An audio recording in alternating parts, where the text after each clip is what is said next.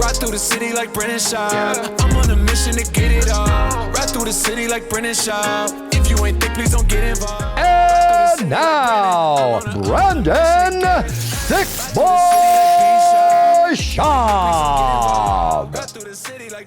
What is up, Thickies? Monday morning, Monday. How is everybody, man? Everybody good? Great, grand, wonderful. Fresh off the plane from Baltimore, Maryland. Baltimore, gotta be honest, Baltimore is one of the very few cities I've never done stand-up in, and Baltimore is one of my favorite cities. They get a bad rap, but Baltimore's fantastic. Now, when I say they get a bad rap, I didn't go to like the Wire areas. I was staying in Lower Harbor, which apparently is a good area, a nice area. One of my favorite hotels is out there, the Pendry. So it was a good time, man. Baltimore is like Baltimore's like Atlanta and Philadelphia had a baby, and you mix those together, and that's what you get.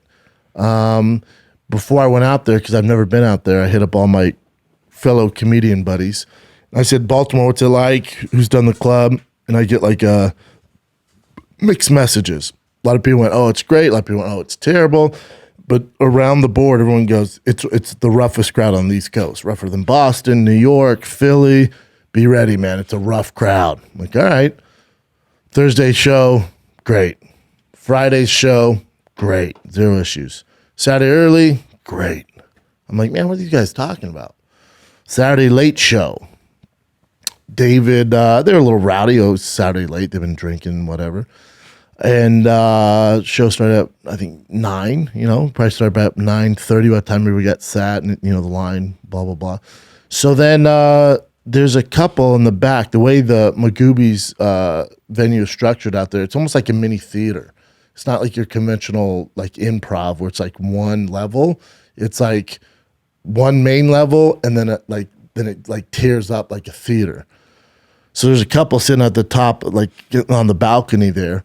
And they're just chatty during the opener, the MC, the feature, and then I had 2 features, right? So then Dave Lucas gets up and he's talking about Baltimore and how bad crime is, and the lady who was talking the whole time yells out, clearly drinking, and they're not young either. That's the thing; they're not young. She yells out, "Oh, please, Baltimore's better than L.A." And, she was talking the entire set. So finally, David had to address it. And David Lucas, for those of you that don't know, he's my feature on the road. He's part of the Thick Boy team. That's him right there.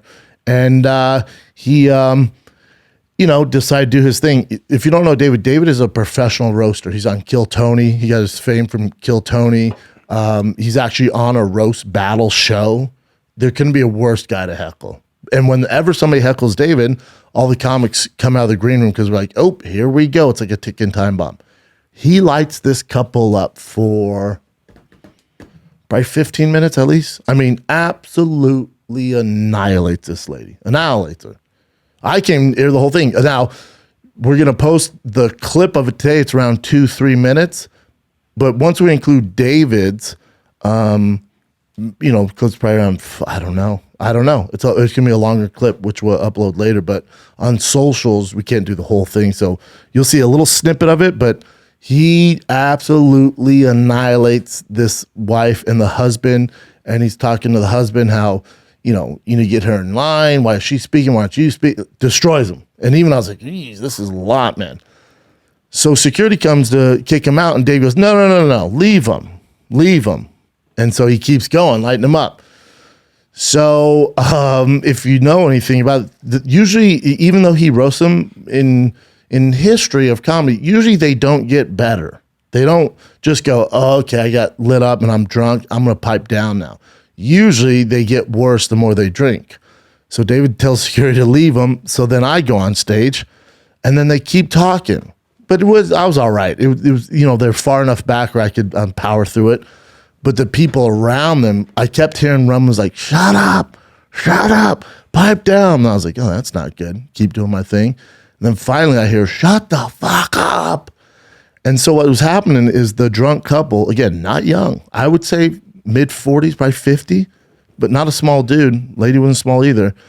The dude below him, there was a table, and they were younger. And the guy him and his wife got roasted must have had a king size Kit Kat bar because he kept throwing pieces of Kit Kat at the table. He kept throwing, and finally the dude had it. And I just hear this scuffle, and then I look up and I see homeboy, who I reference him. He looks like a Jersey Shore character, like one of the cast. He looks like Pauly D. He fucking climbs over the railing and jumps in the air and Superman punches him like he's a thick ass Anthony Pettis. So the whole crowd gets up and looks. And then from there, the older dude shoots the worst double leg you've ever seen. The guy, Jersey Shore, sprawls and continues to beat the shit out of him. And the wife went running. And so they finally, the security finally gets him, kicks him out. But during the height of this, it's going on for, 2-3 minutes. As he's beating him up, I hear some gentleman scream as loud as he can, "Twist his dick off," which was fantastic for me. Because where do you go after that? But I was able to ride and riff on the "twist his dick off" gentleman for quite some time. And my team recorded a good amount of it. They missed the majority of the fight because, those green room diary bits, they record the first 10 minutes. And then once I get the Baltimore stuff out of the way, they shut down. They're not recording my whole set. So they shut down and then the back. But once the fight, by the time they set their cameras up, they got a lot of it. And they got, thanks to Mark and all the Angelo and the rest of the guys shooting, they got a lot of it. We got like one-on-one interviews with the twist his dick off kid. We got one-on-one interviews with the guy who whooped his ass. So twist his dick off happens. I was able to riff on that. They kicked him out. But I didn't think it was fair because that guy was he was getting, constantly harassed with Kit Kats, which I would have just ate them and kept watching the show, but I'm fat. So they kicked this poor guy out who's doing the Lord's work. Because, and the security there, and this isn't a knock on Magoobies, one of the best clubs I've ever been to, hands down. Great club. But, the security there is the owner's son, who's 19 years old or 20, and then, some of the staff, but they're not security. So they somehow get them out. And then I'm going through myself. I'm like, where is the guy? And they kicked him out. I'm like, oh, no. We got to find him. That guy did me a solid. That guy has been a disturbance the entire fucking show. That guy's a hero. And I looked at the staff and my team, like, someone go find him if he's still outside. And homeboy was still outside. And they got him back in. And we got him on stage. And I was like, what happened, dude? And then also his shirt came off. I thought he ripped his shirt off, but apparently his shirt got, fucking during the fight got ripped off. But yeah, it was a fun one. It was a fun. Sometimes, those things can go south. Listen, I've seen fights in crowds before. You ain't never seen a dude that looks like Pauly D from Jersey Shore throw a flying freaking Superman punch off the top ropes, man. And then when he comes back in, you'll see when we post the video today, when he comes back in, he's with his girl and his best friend. His best friend, 6'8", 300 pounds. I'm like, hold up, who's this? He's like, that's my best friend. I go, where were you? What were you doing? And I was like, you look like Shaquille O'Neal in freaking whiteface, dude. How did you not help your friend out? And then we can't air that interview. Mark interviewed him. He's like, yo, man, I'm on probation, man. I can't be involved with this shit, man. So please don't air this stuff. He's like, and I didn't want to get, I didn't want any issues, man, because another strike and I'm screwed. I was like, oh my God, dude. Oh my God. So, I guess Baltimore lives up to their to the hype, but to be fair to Magoobies and Baltimore in general, I love Baltimore, one of my favorite venues I've ever performed at, even in the freaking summer and August, which is most comics, it's the off season. But because I never played it, we thought it would be a good play, and we were right, man. To sell that well in the summer is tough to do, man. Tough to do. So shout out to Baltimore. Got this dope ass Orioles jersey. Now here's the thing about when you wear jerseys like this around town and you're not from that city or a fan, is I will walk around like today to get my Starbucks. Someone goes, dude, and they'll tell me how the Orioles are doing, or I just buy the jerseys, dude. If someone came to me like, dude, I will give you $1 million to name one player on the Baltimore Orioles, can do it. Anybody doing it in here? Orioles? Cal Ripken. That's all I go to. That's my good. Cal Ripken. How about that? From the 90s, dumbass? That's all I got for you. I know some baseball, but I know the Dodgers, Chargers. Chargers. There you go. San Diego Chargers baseball, man. The Padres. She got Soto, and the Yankees and shit like that. But outside that, man, it gets dicey with my baseball knowledge. But yeah, that's the problem. We're wearing these jerseys. And then yesterday, I'm at the car show with my kiddos, which they finally shut down. Finally, the bullshit business owners were able to kick the car show out. They've been trying to do it forever, and they finally are successful, man. Finally successful. It's been going on for years. My oldest Tiger 6, he loves it. He loves going the whole thing. But Boston at 2 is upset. It's literally the highlight of his week. So I got to figure it out. We still went there. We still do our thing, but there's not the cars. They're miserable. So we got to figure it out, man. We got to freaking figure it out. But I know there's more. They're going to move it to somewhere else. Anyone involved at Malibu Cars and Coffee, please let me know where you move it, because my 2-year-old is not happy. He wants to talk to HR, and good luck with that. He's a feisty one. They were pissed, dude. And I was like, oh, there's the parking lot's always full, so they're not going to notice. Wrong. My 6-year-old was like, why the fuck there's so many Priuses? I was like, oh, God. And I'd see like one decent car. I'm like, oh, look, there's a Cadillac CTS. Oh, check it out. There's a Tesla. And they're like, get the hell out of here, Dad. I'm like, fair enough. So hopefully, wherever you move it, Spike, I know you're watching. Spike, let me know where you guys move it to, man. You got to keep me posted. My 2-year-old is freaking the hell out. They're both in Crocs. So that ruined my Monday, so that's whatever. But let's get to the fights, man. Let's get to the freaking fights. You had actually a really good fight night on Saturday night. It's the Ultimate Fighter 30 heavyweight tournament and the Ultimate Fighter 30 women's flyweight tournament, with the main event being Jamahal Hill and Thiago Santos. Santos falling on hard times, man. And it makes sense that Jamahal Hill was the favorite going into this. But Jamahal Hill is a guy who, Thiago Santos, even though he's fallen on hard times, he's still a staple of the light heavyweight division. Remember, he went to, I think, split decision with John Jones, and he's fallen on really hard times. So he's lost 5 out of his last 6. His last win coming over Johnny Walker, which in hindsight doesn't look that impressive these days. But previous to that, Santos was the guy. He beat Kevin Holland. So first of all, let me go over some of his wins for you guys, just so you realize what you're dealing with here. Although, he was at middleweight and struggled there, but he got knocked out by Gegard Mousasi. But he did beat Nate Marquardt, which is a big deal. Could be biased because that guy was my team captain. Whatever. So when he beat Gerald Meerschaert, no punk. He beat Jack Hermanson, no punk at all. He beat Anthony Smith, definitely no fucking punk. Lost to David Branch, all right. And then he beat Kevin Holland, no punk. Eric Anders, no freaking punk. Jimmy Manawat, dude, ridiculous. Jan, former champ, TKO'd him, 3rd round, TKO'd him. And then they give him a title shot against John Jones. He loses by split decision. Some people thought Santos won that fight. After that fight, it gets very dicey for him, because he fights Glover Teixeira, loses. Fights Rackett, loses. They give him, so that's 3 losses in a row. They give him Johnny Walker. He beats Johnny by unanimous decision. Not the best fight of the night by any means. Looking back on that, Johnny Walker's just not that level. And then he lost to Magomed. Nothing to hang your head on, and decision, but again, tough road. Then you get Jamahal Hill.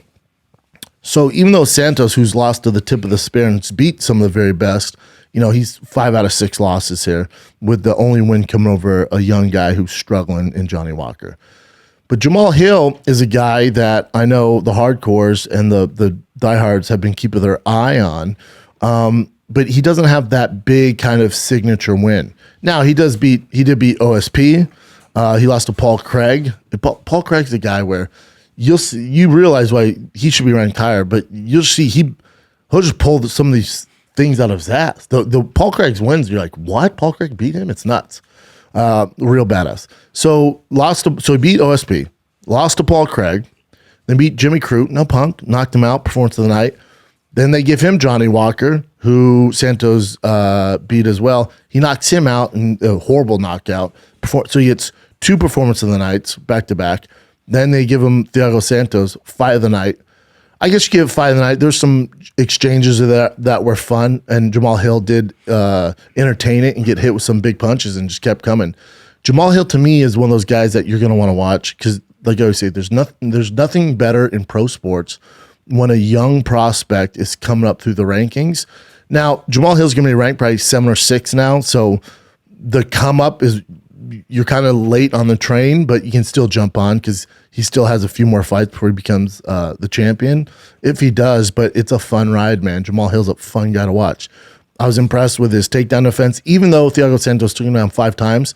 I think Thiago shot 15 times, at least. You know, it was a 5-round fight, and Thiago Santos, you know, who's a veteran, who's not known for his grappling or his wrestling capabilities, to shoot that many times, and Bisping alluded to this, you're going to be exhausted. I don't give a fuck who you are. You could be GSP, you could be Khabib. You shoot that many times, man, you're in 6th gear the entire fight. You're running it hard, man. So once his gas tank kind of came to an end, that's when Jamahal Hill really started going to work, landed some big uppercuts. Thiago Santos was so tired at one point, he turns his back. That's where he gets clipped. Then Jamahal Hill did his thing, beat him in the 4th round. But such a marquee win for Jamahal Hill. Next for him, I know he called out, I think he said he only wants champs or former champs. Him versus Jan Blachowicz would be a phenomenal fight. Thiago Santos did beat him. But for Jamahal Hill, at light heavyweight, they could use it, man. They really could. He's a guy. He's definitely a guy to watch. So, you know, they haven't updated the rankings yet, but he was at 10. So you got to assume. I would assume he jumps to 6 or 5. Anthony Smith. No, they left him at 5. Magomed's 3 now. Rakic's 4. Then you got Jan Glover. Then your champ Yuri.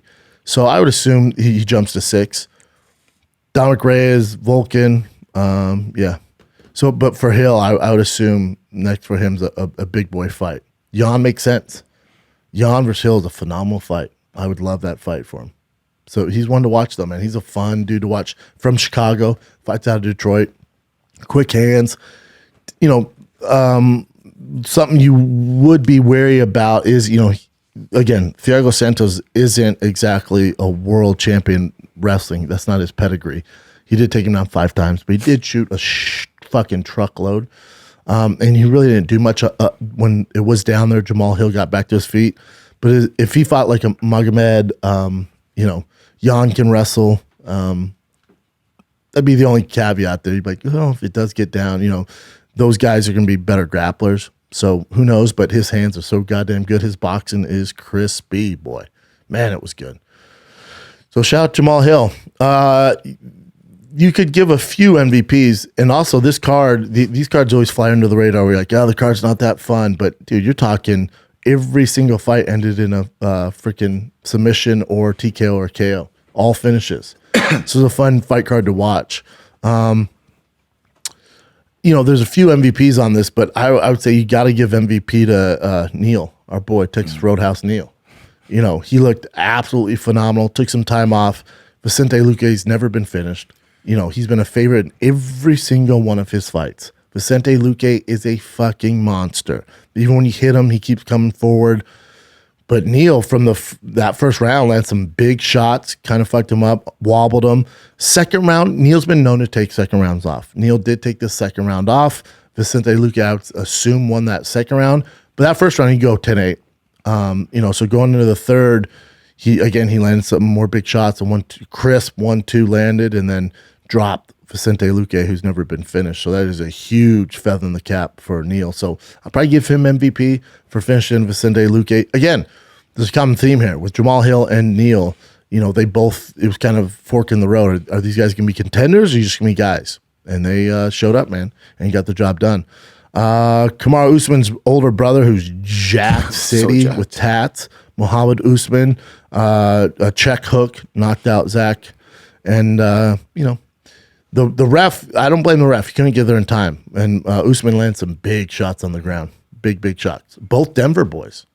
Both train out of the same gym. Interesting. Yeah, very interesting. Juliana Miller got it done against Brogan. Great name. Brogan. In third round, so that's a feather in her cap. Other than that, man, you know, Sam Alvey, just to, he can't, the guy has so many fights. You got to mention Sam Alvey. Sam Alvey, the smiling assassin. That's what I like to call him. I think you call him Smiling Sam Alvey or some shit like that. He's lost 9 fights in a row. 9 fights. It's the longest, skid in the UFC.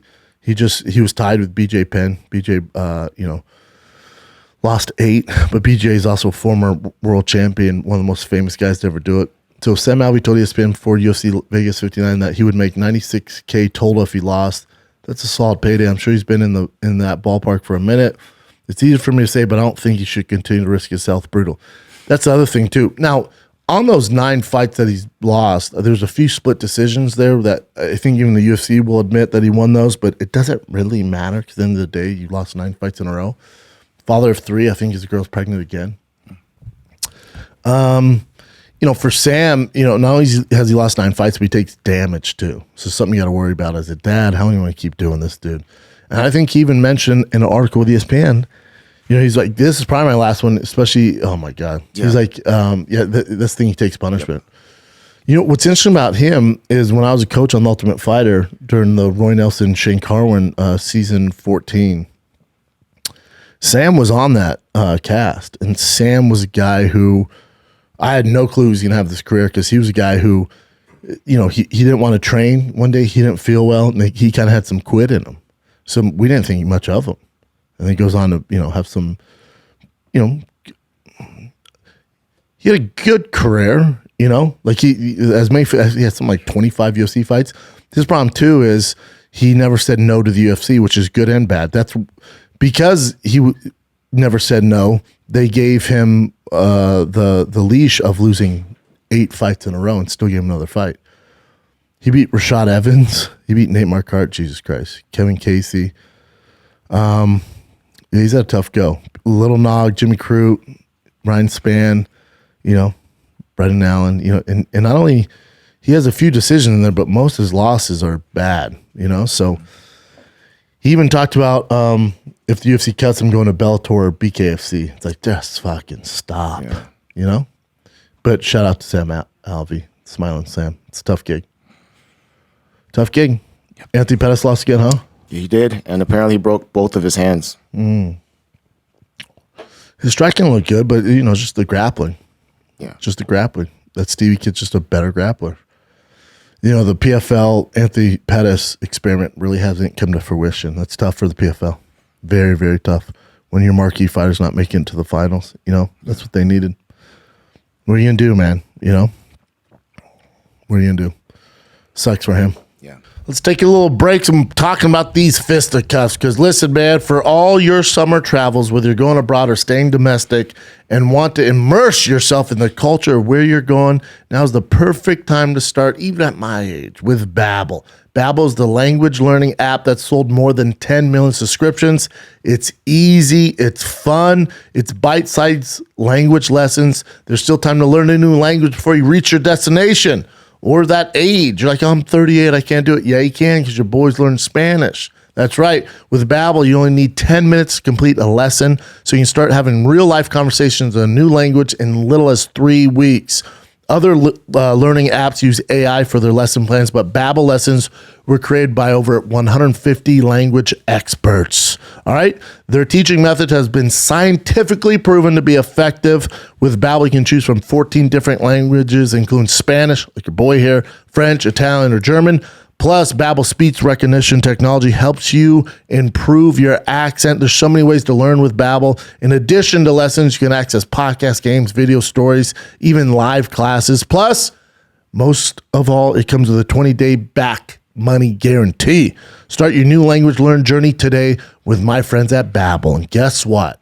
Right now, when you purchase a 3-month Babbel subscription, you get an additional 3 months free. That's 6 months for the price of 3. Just go to Babbel.com. Use promo code Schaub, S-C-H-A-B. That's Babbel.com, promo code Schaub, B-A-B-B-E-L.com, promo code Schaub.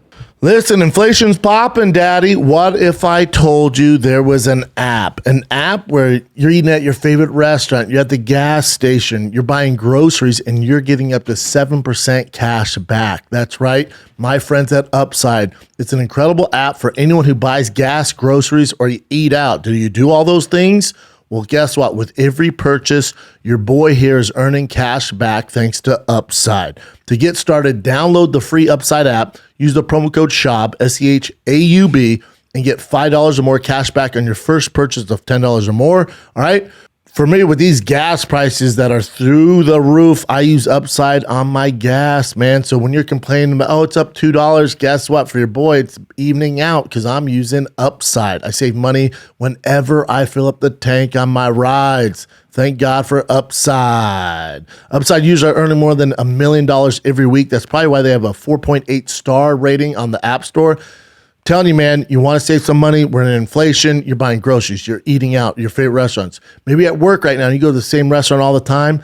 I'm willing to bet Upside's on there. And not only are you eating out, but you can cash back. It's lowering your monthly bills, lowering your monthly payouts. Download the free Upside app and use the promo code Schaub, SCHAUB. Get $5 more cash back on your first purchase of $10 or more. That's $5 or more cash back on your first purchase of $10 or more. Use the promo code Schaub. Download the Upside app right now. Use the promo code Schaub. You got a fight this weekend. You got a fight night. You got it's great. The main event's great. The rest card is garbage. But and again, no shade on anybody on the undercard. But yes, Cynthia Calvillo, who I always enjoy watching, Nina Nunes. That's a great fight in the women's flyweight division. Mershart's on there against Bruno Silva. That's a good fight. You know, it's not garbage. What am I talking about? Devin Clark's fighting on there. That's a good one. Angela Hill. It's not bad. And then your main event, Marlon Vera, Dominick Cruz. This is a home game for Dominick Cruz. This is in San Diego, Dominick's hometown. Tough fight for Dom regardless. You know, Dom's last fight, I think they had him third on the prelims, and he got the job done against Casey. You know, it's a little bit of slap in the face to him. So he fought Casey in Vegas, and then he fights Pedro Munoz, beats Pedro. And that's fight of the night. So, you know, now he's fighting the main event in his hometown. Only greatest to ever do it. There's an argument he is the greatest to do it at that weight class, at bantamweight. You know, he's a legend. Tough fight for him, regardless where the fight's at. You know, I love Dom, one of the greatest minds to ever do it, one of the greatest fighters to ever do it, phenomenal analyst. It's just so crazy to me. And he has that Kobe mentality. He's such a fucking savage. You know, so he's fighting. He wins this one. I would assume the winner of this gets a big boy fight. Whether it's Chito or Dom, regardless who wins this fight, gets a big boy fight. Because Aljamain and TJ, who knows what happens there if there's injuries or anything like that. And you also have Peter Yan, Sugar Sean O'Malley. You know, so I think the UFC is doing this. They have options. You could give either the winner of Sugar or Peter Yan, or the winner of Dominick or Chito a shot at the title, and nobody being upset about it. So they're going to have so many options in a few months here. Because TJ and Aljamain fight in Abu Dhabi, and then you got these boys fighting. So UFC's going to have a ton of options. Makes sense. Makes sense. I'd love it if my boy Chito got a title shot. I absolutely love Chito. Phenomenal story. But also, I love Dom too. So if Dom won, you know, it's a great story as well. Because you could also the winner of this, and if Sugar were to win, and they don't want to give Sugar a title shot right away, you know, Sugar matches up pretty well with Chito and Dominick Cruz, and has a history with both of them. So either way you go, the UFC wins here. Smart matchmaking. What do you got, Chin? Real quick to recap that UFC fight that just happened. There's this girl, Corey McKenna. She made history by pulling off the first Von Flue choke for a girl. Well, that's dope. Mm-hmm. They want to rename this the OSP choke because Ovince St. Preux got so many submissions like this. All right. So the biggest news, UFC 281, it's going to be Stylebender versus Alex Pereira to headline the Madison Square Garden card. Fantastic. Yeah. I don't know. I just think Izzy passes with flying colors. Me and Callan have a $5,000 bet on it. 5,000. And that's November 12th. Mm-hmm. MSG. And they also say about between Poirier and Chandler's being discussed. Yeah. I talked to Chandler last week about it, and he's like, I haven't heard anything. Yeah, I heard that. So he's not even in talks, you think? Or He just was like, you'll know when I know, dude. He's like, you know, the UFC and Brett Okamoto have to release it, but as soon as I hear anything, I'll call you. Brett, yeah. But Dustin so far is a minus 155 favorite. Makes sense. It's a great fight, though. And here's the opening odds for Adesanya. Ooh, close. Yeah. Close. Yep, so minus 160 for Adesanya. Great fight. This is your boy, Rappaport, talking about Jake Paul. Oh, no. Rapport trying to get in the headlines again. Hold up. Paul. Fake Paul. Don't front. Stop the lying and the bull crapping. He's done the Your PCH fight here. that was supposed to go down in the world's most famous arena, Madison Square Garden, didn't get canceled because of some weight thing to the fake fighter that you were gonna fight in Madison Square Garden. It got canceled because no one bought tickets. That's not true. Okay, because the ghosts of Madison Square Garden, the same arena where Ali fought Frazier, where Jake LaMotta fought Sugar Ray Robinson, where Hulk Hogan. How dare you throw in Hulk Hogan? How dare you, Rapport? Want to see you in there. No one bought tickets to that fake fight. Fake Paul. You're not a fighter. You want to be a real fighter? Fight a real fighter, okay? Take a real drug test, okay? The drug test The ruse, the con, the bull jive is over. Fake Paul. Yeah, no idea what's going on from Jake Paul. I mean, you get views. That's for sure. And here's Chael Sonnen also commenting on Jake Paul. So bottom ramen, get away. Why is everybody pulling over on the side of the road like it's breaking news? All right. But it's funny. He calls him top ramen. Now he's calling him bottom ramen. It's hilarious. The agreed upon weight class is 200 pounds. He comes in at 206.6. But there was a remedy suggested by the New York State Athletic Commission. The remedy suggested was to move the fight to 205 pounds. He failed twice and then put it out for the world to see. And failed. Thinking it was going to justify him. This is an epic fail. So bottom ramen. So he made the weight of 206. He still weighed in for whatever reason for 206 on August 6th. Yeah. But it was like still over the weight limit. Yeah. So he still didn't make weight. Still didn't make weight. Broadcast it out. And then he also released, Rahman, I guess he released footage of Jake sparring. Let me see it. Okay. Now remember, this is old as shit. Content creator. We're going to see you on August 6th, man.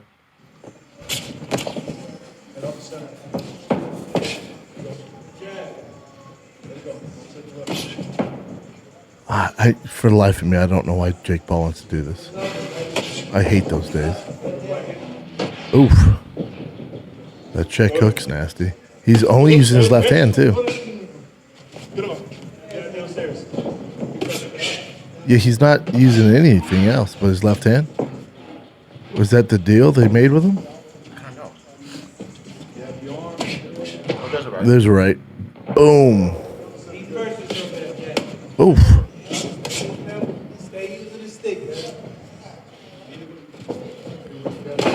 Oof. They hit him like the shoulder. Take some deep breaths.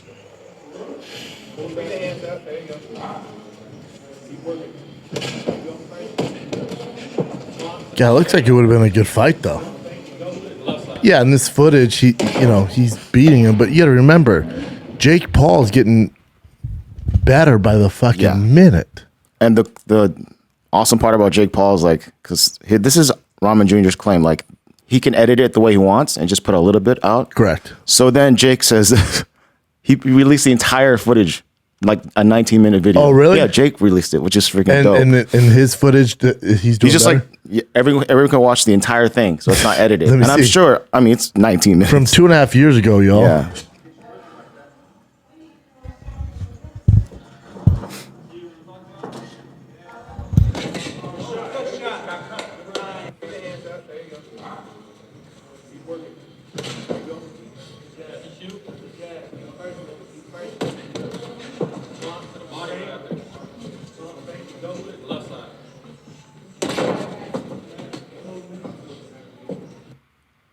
Huh. Anyways, but the fact that Jake released the entire thing is kind of dope, It's pretty gangster, yeah.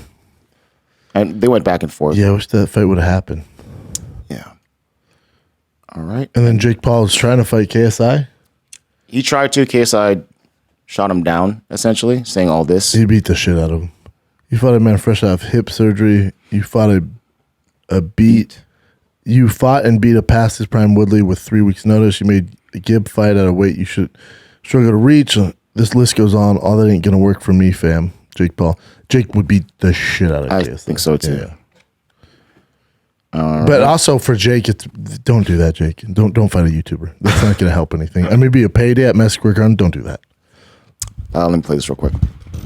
Guys, this is absolutely absurd what KSI just did here. He is now fighting one of his friends. Talk about getting paid to take a dive. He's fighting a rapper that is his friend that they've made songs together who has never fought before.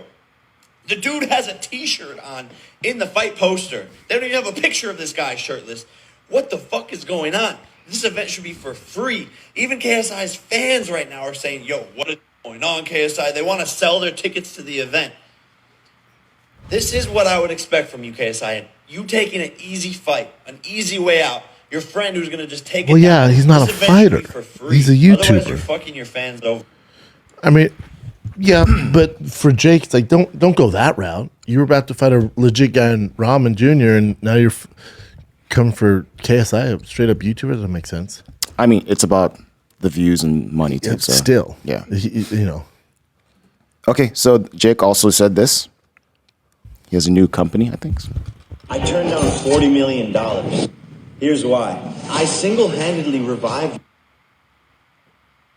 Time to reinvent the sports landscape with my new company, Better. I got this shit fucking tatted on my leg. That's how much this company means to me. At Better, Hopefully we have two sticks around. branches. The first being a sports media content factory. I'm launching my own weekly sports show called BS with Jake Paul. Stephen A. Smith, Pat McAfee, Skip Bayless, Shannon Sharp. There's a new sheriff in town. Surprise, motherfuckers. The second branch of Better is sports betting and online. Oh, that's where the casino. money I was comes never from. really a big sports bettor until I met my co-founder, Joey Levy, who introduced me to micro betting. What is micro betting, you may ask? Our app allows you to bet on every single play, score, drive, and player in real time. I was offered $40 million from one of these crypto casino companies, but turned it down this year because what we're doing at Better is better.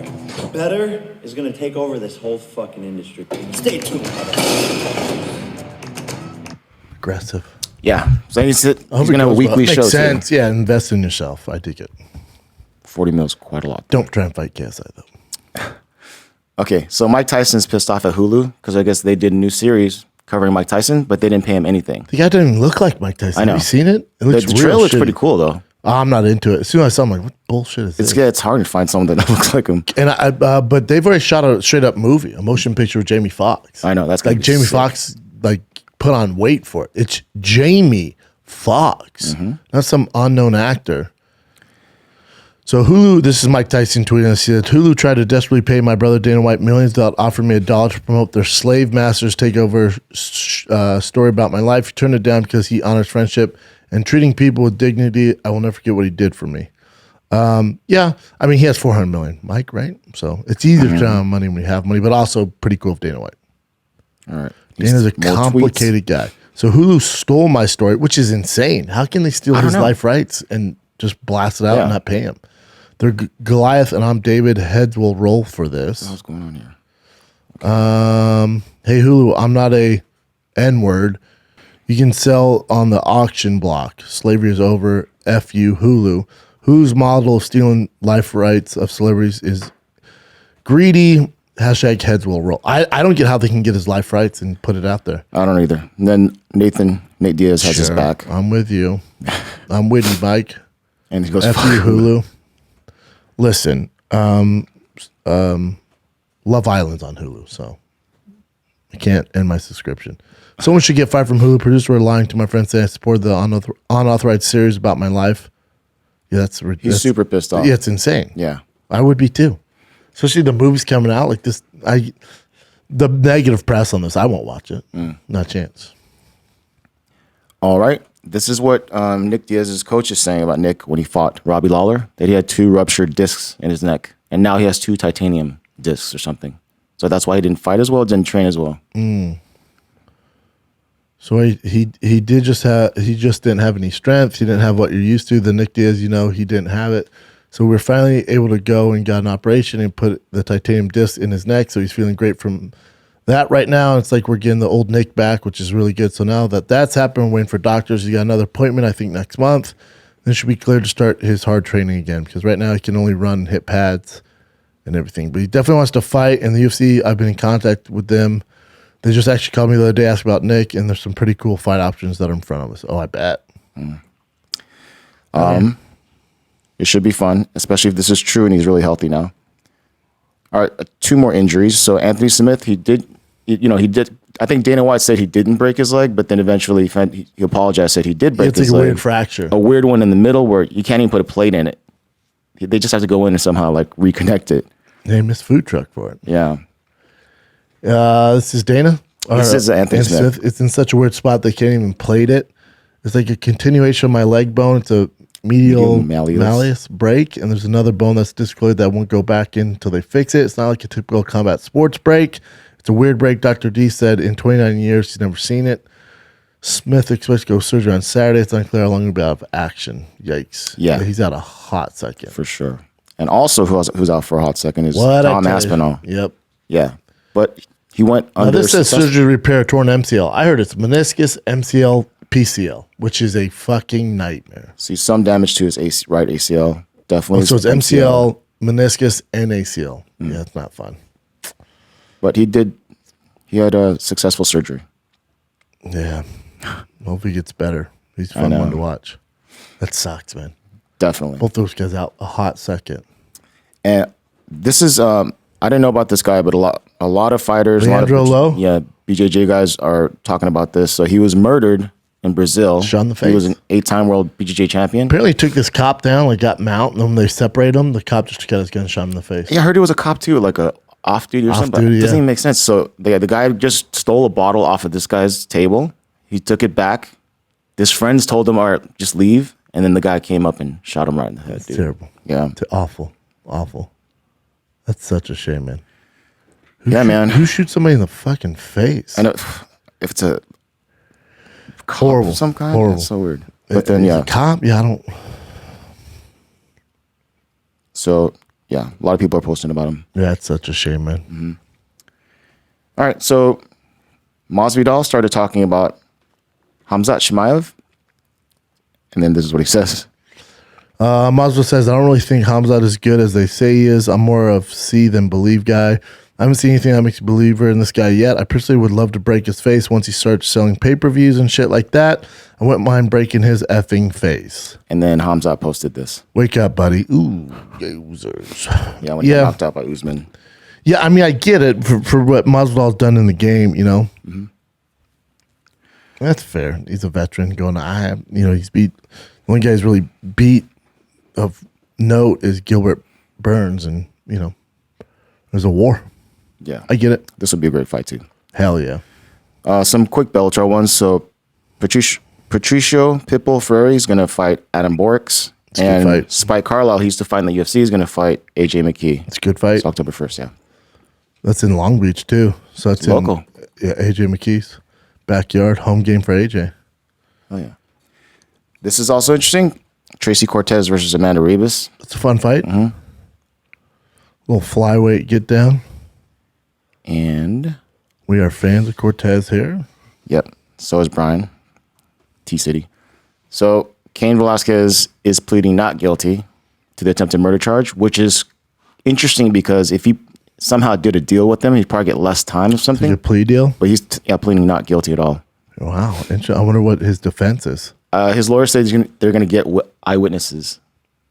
Like they have eyewitnesses, set up. So he is a powerful lawyer, so I'm sure they know what the hell they're doing. Godspeed, Cain. We're rooting for you here, man. Yeah. John Jones started posting? Yeah, it's interesting. John, me and my brother were talking about this. Jones is similar to Kevin Durant, where they're at such a high level, yet they pay attention to social media. Mm-hmm. They put so much energy into it. So Jones posted a video of him hitting mitts, at a heavier weight and, looked a little slower. And then John next must have read the comments and goes, the biggest complaint I hear from fight fans these days are, dude is taking too long. He's not going to fight. Sounds like people are becoming impatient. It's a great problem to have. I disagree. It's been too long. It's been way too long, And then you get some skeptical hippo eyes. Like, why has it been so long? Well, you haven't put weight on, but you get skeptical hippo eyes with his history and stuff like that. I think he goes, correct me if I'm wrong, but I'm pretty sure in one of Dana's last interviews, he stated John's ready to go. Just waiting to see what happens between Stipe and Francis right now. I'm focused on controlling what I can. That's packing on the pounds, which I think is a bad idea. But he's also the best to ever do it, so shut your fucking mouth. For all those who said I looked a little slow in my last training video, isn't that weird? He pays attention to that? I appreciate the added motivation. I'll push harder. Can't wait for you all to see your boy in actual fight shape. Everything has its process.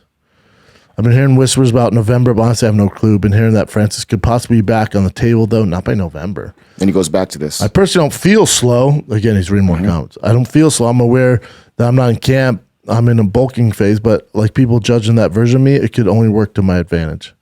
And that's him. It looks like John Jones to me. God, he looks big.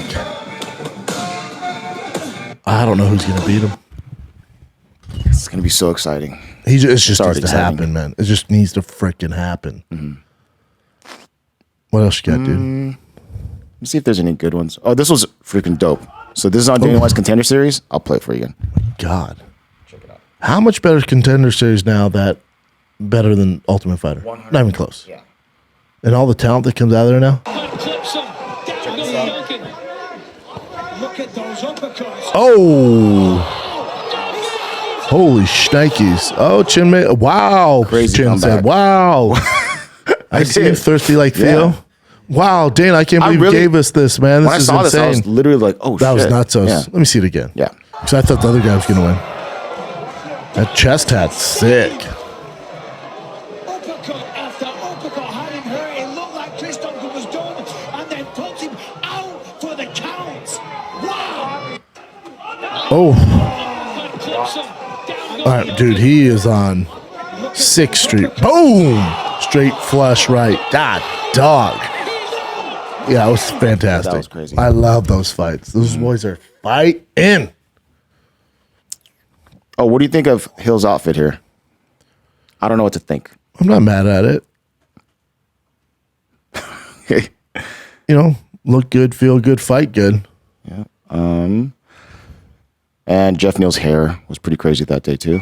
But this is a weird one. This is apparently a 600 versus 600 person boxing match in Russia. Of course it is. What do they do? It's very it's very Braveheart style. Oh. It's so messy. How do you decide who wins? Oh, and then even on the ground he goes down? People just getting hit in the back of the head and shit. This is a shit show. How do you decide what team you're on? The yellow shirts versus the black shirts. I know, but how do you crazy. decide? I don't know. Looks like a real shit show. Yeah. All right, I think that's... Oh, wait, this last one here.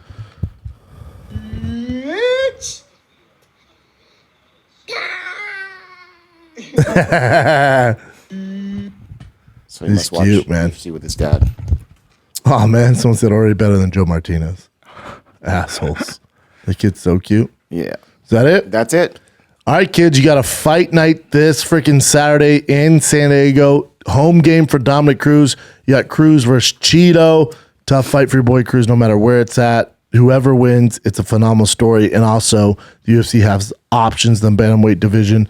Whoever wins this fight is in the talks to get a next title shot or get the winner, Peter Yan, Sugar Sean. So it's great for everybody involved. I'm excited for it. Then Cynthia Calvillo, not mad at it at all. I'll be able to watch this one too, so I'm excited, baby. Gerald Meerschaert, Saturday night on ESPN Plus, get you some. And also next Saturday, you got a big pay-per-view. You also got BKFC. You got Perry versus Michael Venom Page. That's BKFC 27 in London. I think it's the 11 a.m. start time. We might have to do a fight campaign for that one. That could be fun. We haven't done one for bare knuckle. That could be interesting.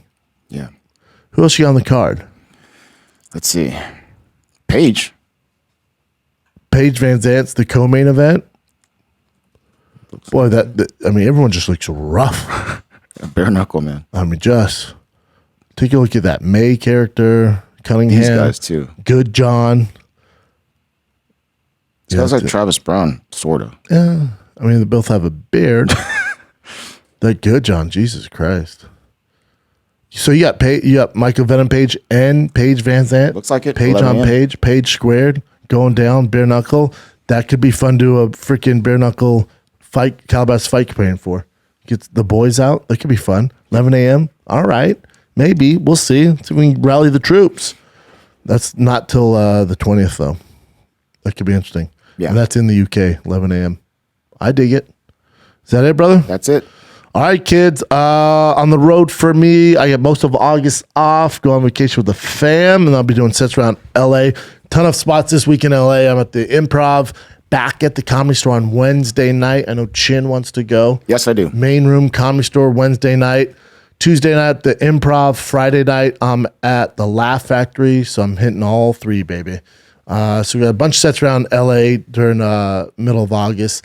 End of August, the only date I have is in Chicago. It's the Den Theater, one night only, 7:30 show, downtown Chicago, Den Theater, brought to you by Rain Body Fuel, baby. That is the Den Theater. The Trash Panda Summer Tour ends there. So that's August 26th, Friday in Chicago, Den Theater, one night, one show only. Now on the 27th at 11 a.m. is the Tough Mudder right outside Chicago.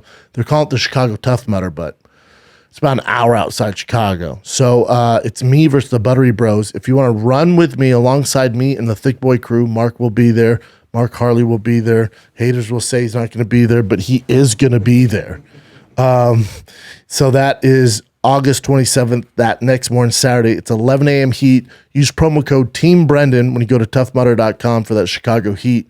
When you use promo code Team Brendan, you save 10%. We have a Schaub and Friends August 31st. And then Appleton, Wisconsin. Never been there. Appleton, Wisconsin, September 8th through the 10th. That thing's almost sold out. That's a Thursday, Friday, Saturday in Appleton, Wisconsin. And then Ontario Improv, one of my favorite clubs. Ontario Improv, California, September 15th through the 17th. And then Boston, literally top three favorite cities. My son's named Boston for this reason. That's how much I love Boston. Boston is September 28th through October 1st. Get your tickets at thickboy.com or fatkz.com. That's it, kids. Be safe. Stay thick. Till next time, like, subscribe, do all that fun stuff. Love you guys. I'm out.